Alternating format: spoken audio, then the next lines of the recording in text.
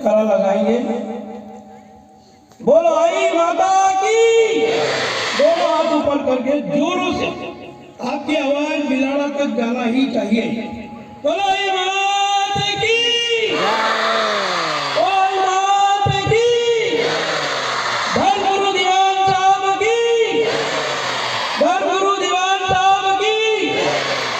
भारत माता की। भारत माता की। वंदे वंदे। बहुत बहुत धन्यवाद। बहुत ही खुशी का क्षण है, प्रसन्नता की बात है कि आज हमारे बीच राजस्थान की माटी आई माता के वरदपुत्र श्रीवी समाज की आस्था के केंद्र आई पंथ के धर्मगुरु परम पूजनीय माधव सिंह जी दीवान हमारे बीच उपस्थित हैं, मंच पर आ चुके हैं। एक बार पिछली बार 15 अगस्त को भी दीवान साहब ने झंडा वंदन किया था, अवसर ऐसा बना। और 26 जनवरी ये गई 2022 की, वहाँ उस समय भी झंडा वंदन करने का परम पूज्य दीवान साहब को अवसर मिला। ये जनवरी का महीना आई पंथ के लिए, हमारे लिए बहुत ही महत्वपूर्ण है, क्योंकि हमारी आस्था के केंद्र धर्मगुरु दीवान साहब का जन्म 18 जनवरी को आता है। और मैं और आप सब लोग 18 जनवरी को आई माता के मंदिर में जाकर ईश्वर से, आई माता से प्रार्थना करना कि हमारे धर्मगुरु जो 18 जनवरी को 80 साल पूर्ण करके 81 साल में प्रवेश कर रहे हैं, वे शतायु हो और हमें ऐसा ही आशीर्वाद, ऐसा ही स्नेह, ऐसी दया हम पर हमेशा रखे। इसी के साथ में ये भाई दीवान साहब।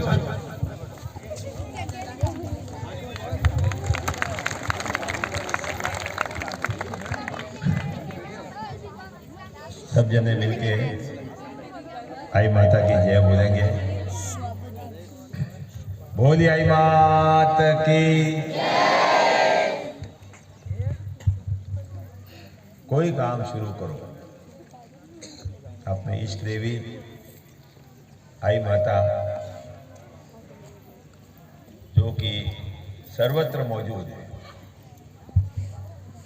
उनको याद करके, उनकी जय बोल के और शुरू करते हैं, तो उस प्रकृति का, उस देवी का आशीर्वाद अपने को मिल जाता है और उसमें कामयाबी में कोई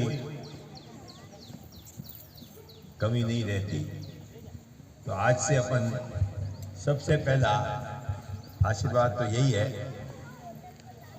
कि अपने को कोई काम, चाहे घर से रवाना हो, मोटरसाइकिल पे बैठो, बैग लेके रवाना हो, खाना खाना की शुरुआत करें, पहले अपने अपने इष्ट देवी को याद करो।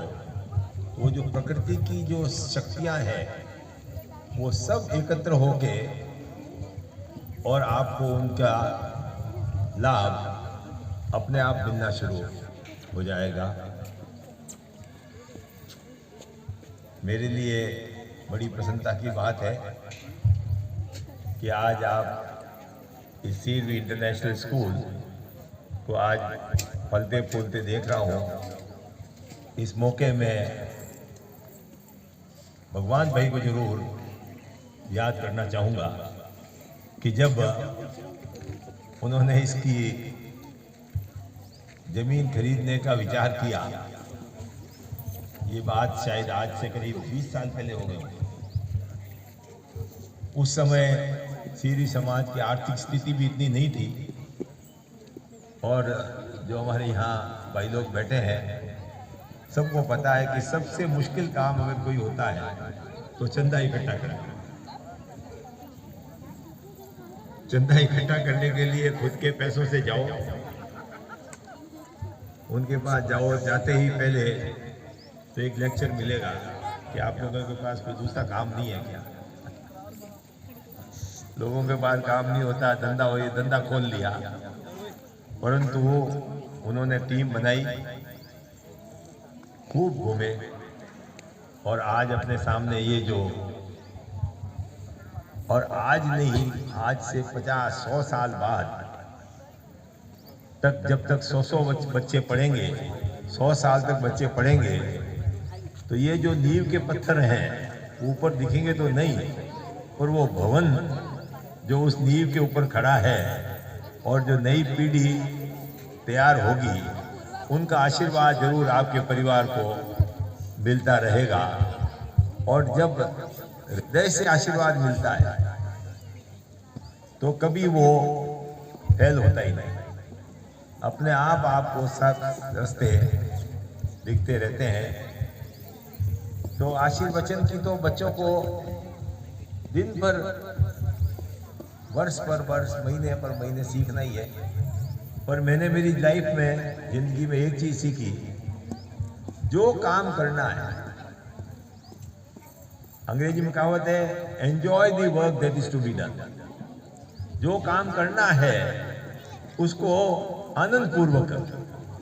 खाना खाना है तो भी आनंद पूर्वक, पैदल चलना है तो भी आनंद पूर्वक, खेती करनी है तो भी आनंद पूर्वक, और हरी भाई भैंस दूनी हो तो भी आनंद पूर्वक। जितना लाइफ को एंजॉय करोगे खुश होके, यही मुंह है।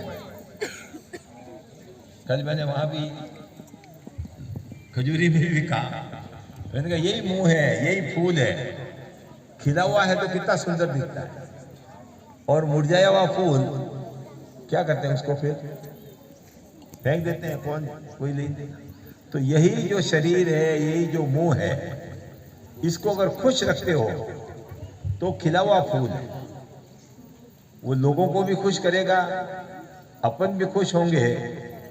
और जब खुश होता है आदमी, जब मन खुश होता है तो अपने आप सारी चीजों का ग्रहण लेने का एक कैपेसिटी खुल जाती है। मुझे जब भाई लोग पीछे पड़े चुनाव लड़ने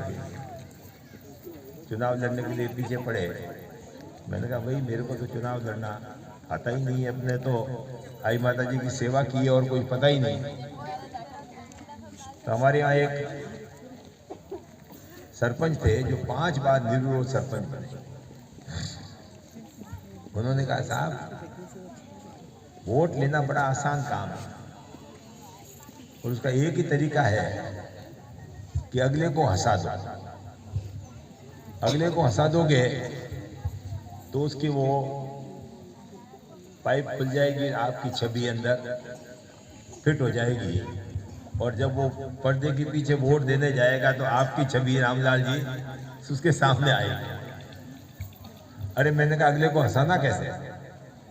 कहता आप खुद हंस लो, आप हंसोगे तो अगले को चाहे वो कितना ही दुखी होके आएगा, पर जब आपके मुंह चेहरे पर हंसी देखेगा तो अपने आप उसका चेहरा भी खुश हो जाएगा। और जब चेहरा खुश हुआ तो जैसे फूल खिलता है और उसमें से सुगंध निकलती है, उसमें सुंदरता निकलती है। तो बेटा सबसे पहला लेसन यही है, घर से रवाना हो तो यही मन में विचार करें कि मैं जो स्कूल जा रहा हूँ कुछ बनने के लिए जा रहा हूँ, कुछ सीखने के लिए जा रहा हूँ, कुछ देश के लिए, परिवार के लिए कुछ काबिल बनूं, ताकि मैं घर पे बोझ नहीं बनूं, और मैं इस दुनिया में आया हूँ कुछ न कुछ मेरे हाथ से भले काम हो सकें। ज़्यादा सिखाने की जरूरत नहीं है, एक ही काम, जो काम करना है दिल से करो। और इतने साल का तजुर्बा यही रहा है, जिसने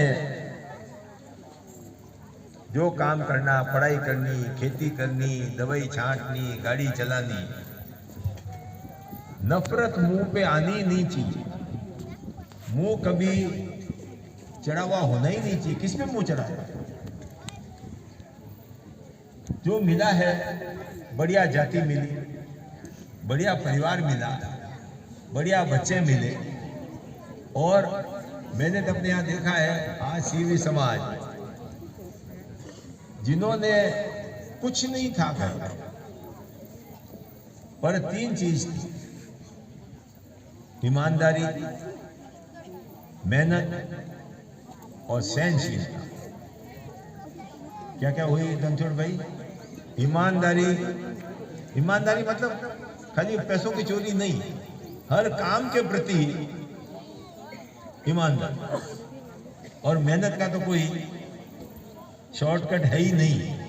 जो आगे बढ़ा है, चाहे नरेंद्र मोदी हो और चाहे अपने अब्दुल कलाम साहब हो, सबके पीछे मेहनत मेहनत और मेहनत रही है। बिना मेहनत के कोई कामयाब आदमी हुआ ही नहीं। और तीसरा, गुस्सा आना ही नहीं चाहिए, सहनशीलता। जहां गुस्सा आया, अब खुद का मूड ही खराब हुआ, दूसरों का भी खराब हुआ, विचार गंदे हुए, सब किस बात का गुस्सा कर रहे हैं, किस पे कर रहे हैं? भाट साहब, गुस्से की परिभाषा क्या है? एक लाइन है कि दूसरे की गलती की खुद को सजा देना। गलती दूसरा कर रहा है और अपन गुस्सा हो रहे हैं, अपना ब्लड प्रेशर बढ़ा रहे हैं, अपना मूड बिगाड़ रहे हैं, अपने विचार बदल रहे हैं। गलती की दूसरे नहीं, तो अपने को दूसरे की गलती की खुद को क्यों सजा दे रहे हैं? वो गलती करी, वो जाने, उसका जाने, अपन क्यों दुखी हो रहे हैं? तो खास करके मैंने अभी अध्यापक और अध्यापिकाओं से ही बात करी। मैंने कहा आपको किसी को भी इस प्रांगण में आने के बाद गुस्सा करने का अधिकार नहीं है। बच्चा तो मिट्टी है, उसको आपको घड़ के और अच्छा सुंदर पुष्प बनाना है, सुंदर रूप देना है। तो आप गुस्सा होके किस पे कर रहे हैं? तो आपको सिर्फ बच्चों को ही नहीं, आपको भी बेटा कहीं न कहीं कमजोरी है। स्कूल नींव है, पर घर पे भी जाके जब तक अपन पढ़ेंगे नहीं, जब तक घर पे जाके अपन वापस उसको लेसन को रिवाइज नहीं करेंगे, तब तक वो, और अब तो बड़ा तेजी से दुनिया बदल रही, साधन बहुत आ गए, पर साधन का उपयोग और दुरुपयोग, यही मोबाइल।